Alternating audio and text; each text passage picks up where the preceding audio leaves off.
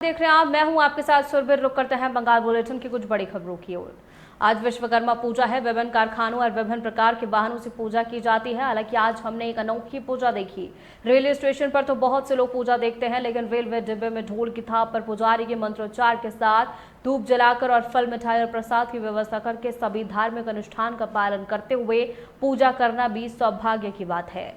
दैनिक यात्रियों द्वारा शुरू की गई ये मोबाइल पूजा down Shantipur Sealdah local train के पहले डिब्बे के दूसरे द्वार पर शाम 7:24 पर अपने 18वें वर्ष में प्रवेश कर गई है। हालांकि कभी कभी समय सारणी बदलकर 7:10 से 7:28 कर दिया गया है, लेकिन पिछले एक साल में पूजा के रीति रिवाजों में उतना बदलाव नहीं आया है। कोरोना महामारी के दौरान भी कई उद्यमियों से ज्ञात होता है कि शांतिपुर और सियालदह तक उस डिब्बे में प्रत्येक स्टेशन पर उतरने वाले दैनिक यात्रियों के बीच गहरी और पारिवारिक मित्रता है। सदियों में वो एक दूसरे को वनभोज और घर घर पर विभिन्न समारोह के लिए बुलाते हैं।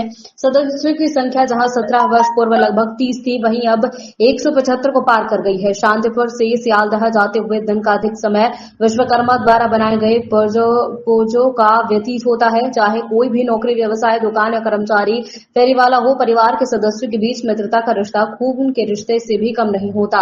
हालांकि परिवार का प्रत्येक सदस्य कुछ छुट्टियों को छोड़कर वर्ष के प्रत्येक दिन लोहे की चक्की के काज इंजन पर खड़ा होकर उनके लौटने की प्रतीक्षा कर रहा होता है और उसकी रचयिता विश्वकर्मा है, इसलिए उनकी कृपा पाने के लिए ये पूजा शुरू हुई। কল্যাণ নার্সিংয়ের কাজ করি, হেলথ কেয়ার নার্সিংয়ের কাজ করি।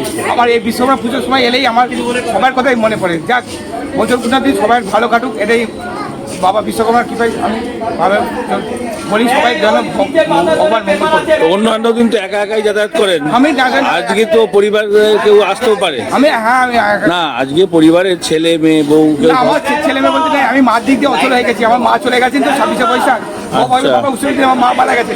আমি এই দুঃখ নিয়েই চলি। দুঃখ করলেই দুঃখ, না দুঃখ করলে এটা কোন কম্পার্টমেন্ট? এটা আপনার এটা বলতে পারলো দাদা, কি নাম আপনার? আমার নাম হিমাংশু নাথ, ডাক নাম বাপি নাথ। বছর। হ্যাঁ, তো এই কোন কম্পার্টমেন্টে কত ট্রেন?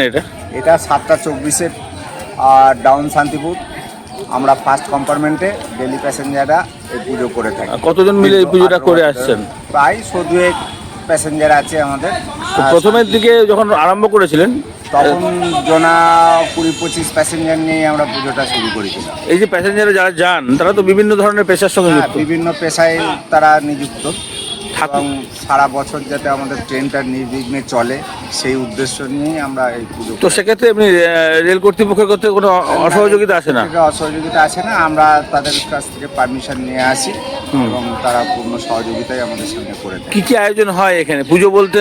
এখানে পুজো বলতে পুজোর মিষ্টি ফল দিয়ে এরকম পুজোর বিভিন্ন রকম জিনিস দিয়েই আমরা করে থাকি।